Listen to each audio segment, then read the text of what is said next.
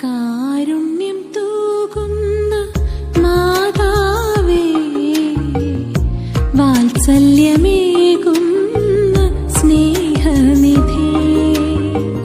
കാരുണ്യം തൂകുന്ന മാതാവേ, വാത്സല്യമേകുന്ന സ്നേഹനിധി.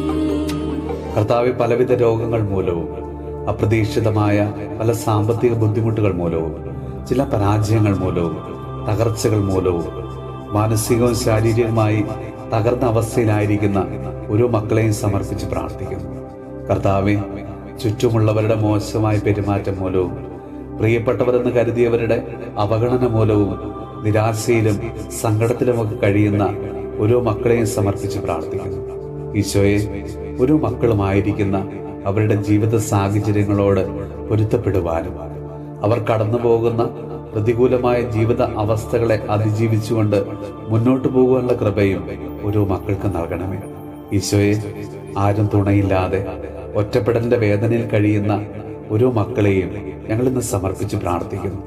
കർത്താവെ, അങ്ങയുടെ തിരുമുമ്പില് കൂപ്പുകരങ്ങളുമായി നിൽക്കുന്ന ഓരോ മക്കളെയും അവിടുന്ന് അനുഗ്രഹിക്കണമേ.